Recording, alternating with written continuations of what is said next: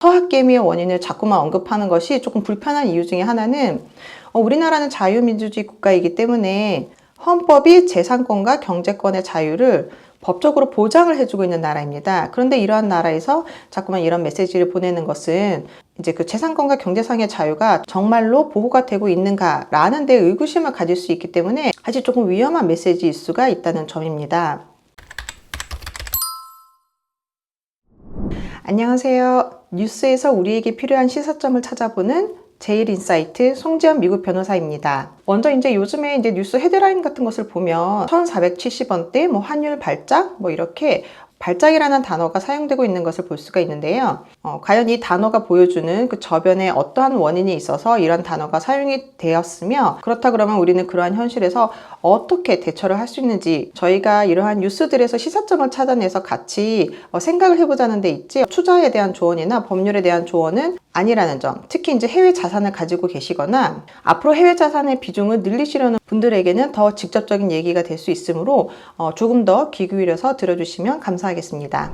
첫 번째로 제가 생각했을 적에는 환율 발작이라는 용어는 그렇게 적합하다고 생각이 되지 않습니다. 왜 이렇게 환율이 인상이 되는 경향성을 강하게 강조를 하고 싶은지에 대해서 살펴봐야 합니다. 아무래도 한국은행 총재의 입을 통해서 나온 발언들이 아닐까 싶습니다.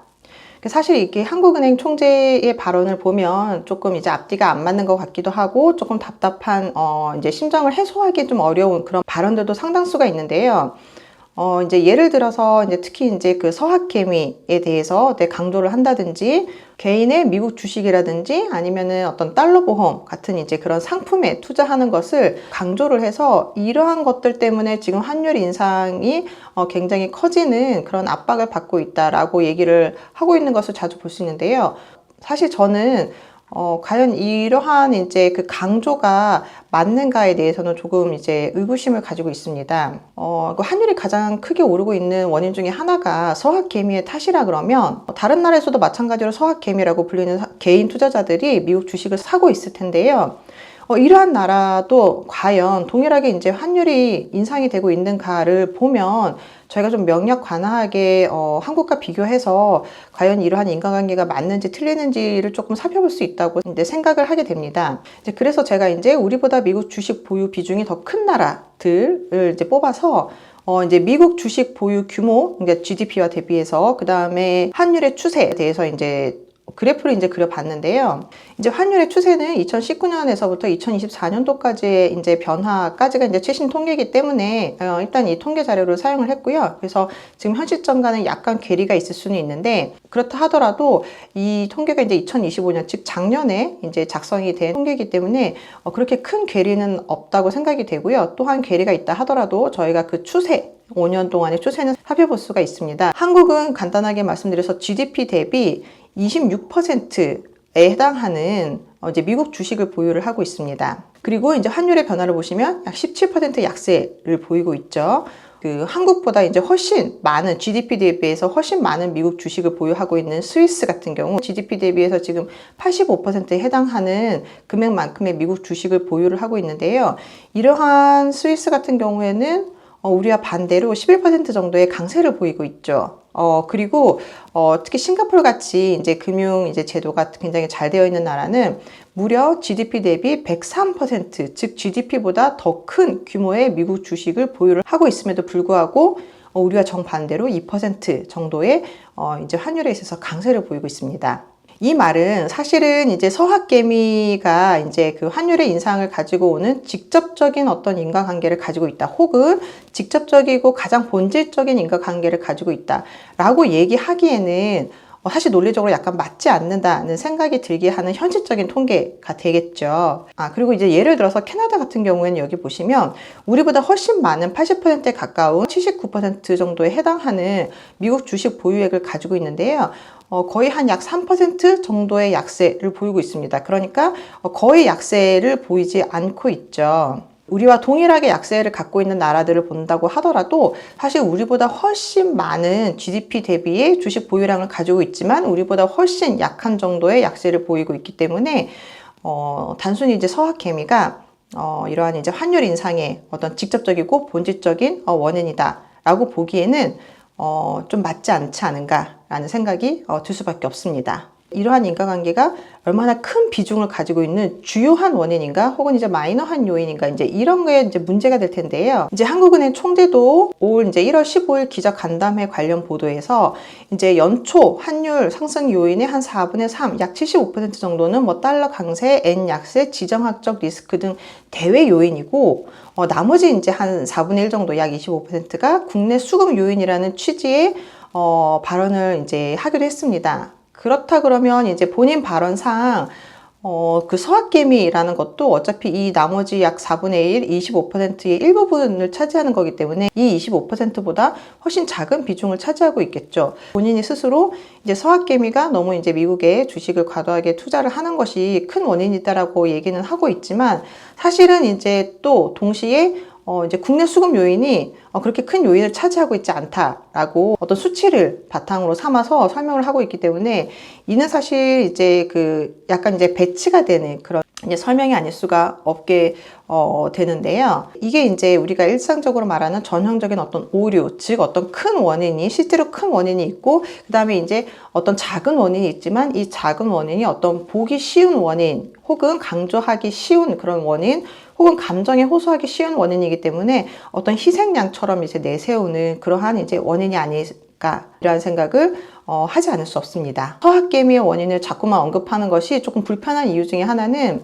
우리나라는 자유민주주의 국가이기 때문에 헌법이 재산권과 경제권의 자유를 법적으로 보장을 해주고 있는 나라입니다. 그런데 이러한 나라에서 자꾸만 이런 메시지를 보내는 것은 이제 그 재산권과 경제상의 자유가 정말로 보호가 되고 있는가라는 데 의구심을 가질 수 있기 때문에 사실 조금 위험한 메시지일 수가 있다는 점입니다.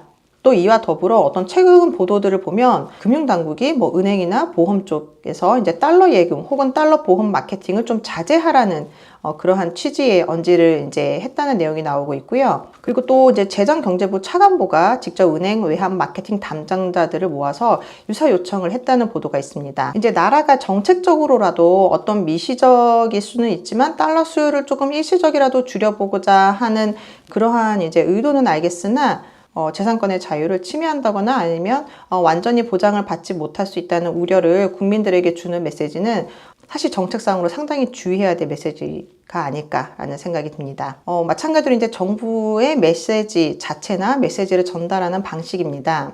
이제 자유민주주의 국가에서 가장 중요한 점은 자본시장에 정부가 함부로 개입을 한다든가 어떤 강제적인 정책을 실시하지 않기 때문에 어떤 자유시장 경제가 자율적으로 지켜진다는 믿음을 계속해서 주는 것이 아주 중요합니다. 그런데 이제 우리나라 외환당국은 지난달부터 시작해서 굉장히 강력한 어떤 구두 개입 메시지를 이례적으로 여러 차례 이제 발표를 하고 있는데요.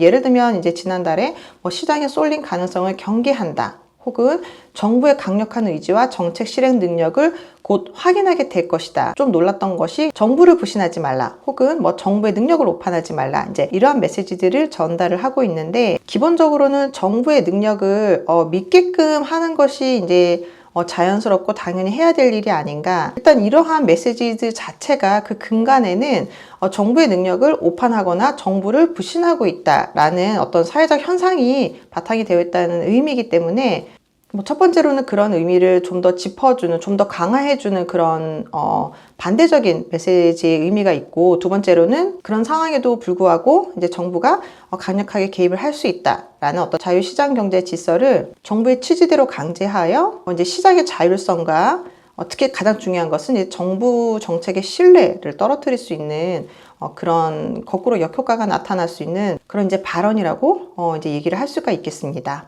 사실 좀 가장 우려가 되는 점은 일단 해보고 안 되면은 수정을 하면 되지 않느냐 이러한 이제 정책 기조를 발표를 하는 걸 보고 사실 조금 굉장히 놀라지 않을 수가 없었습니다. 이것이 왜 위험한지는 이제 간단하게 예를 들어서 한번 살펴보자면 역사상으로 예를 들어서 이제 브렉시트 같은 경우 영국이 EU를 나가는 건 가능했지만 이거 한번 해보고 안 된다고 그러면 EU에 다시 가입을 할까? 이게 이제 과연 이제 그렇게 쉽게 가능하냐는 거죠. 그리고 이제 또 저희가 계속해서 지켜보고 있지만 어떤 부동산 제도를 실시를 했다가 일단 해보고 안 되면 다시 그 인상된 집값이 그 정책이 시작되기 전만큼 떨어지는 건 아니잖아요. 이렇게 이제 정책이 한번 시작이 되면 이제 경로 의존성이 한번 생기게 되고, 이제 또 만약에 했다가 안 되면 이제 다시 되돌아가는 수정 정책을 실시한다고 하더라도 이건 절차도 그렇고 어떤 시간도 그렇고 사실 현실적으로 아주 쉬운 일은 아니고, 또 만약에 된다고 하더라도 거기에 들어가는 코스트 비용이 아주 높은 수정 방안이 될 수밖에 없습니다. 따라서 아직 그런 얘기는 나오진 않았지만, 특히 이제 환율 정책과 관련해서 뭐 일단 이렇게 해보고 안 되면은 이제 환율 정책을 수정하겠다라는 것은 특히 이제 내부적인 그런 신뢰뿐만 아니라 이제 한국 시장을 바라보는 이제 외국의 그런 어떤 자본 시장의 신뢰도 흔들 수 있는 일이기 때문에 이렇게는 가지 않았으면 하는 바람이 있습니다. 결론적으로 첫 번째로는 이러한 정책 기조를 잘 살펴보면서 과연 내가 감당할 수 있는 이제 범위 내의 기조의 변화인가 아닌가를 판단을 해보고, 만약 이제 내가 감당할 수 없는 범위라고 생각을 한다면 이제 내가 할 수 있는 범위에서 나의 어떤 재산을 지키고 이제 불려나갈 수 있는 방법을 찾아야 하지 않을까. 이제 그 방법이 국내에서라면 이제 국내에서, 그 다음에 이제 국내가 아니라면 이제 합법적인 범위에서 이제 해외로 내 자산의 일부를 이전을 한다든지, 아니면 또는 내가 이동을 하는 그런 선택까지도 진지하게 검토를 해봐야 될 시점이다 라는 것이고요. 제 영상만 보지 마시고, 만약에 제 영상을 보고 어떤 시사점을 찾아내셨다고 한다면 뭐 이와 관련된 다른 여러 가지 뉴스 혹은 다른 여러 가지 좋은 유튜브 채널들을 꾸준히 살펴보셔서 나의 인사이트가 맞다면 나만의 실행 방안을 찾으시는 겁니다. 앞으로도 좋은 인사이트 많이 공유하도록 하겠습니다. 감사합니다.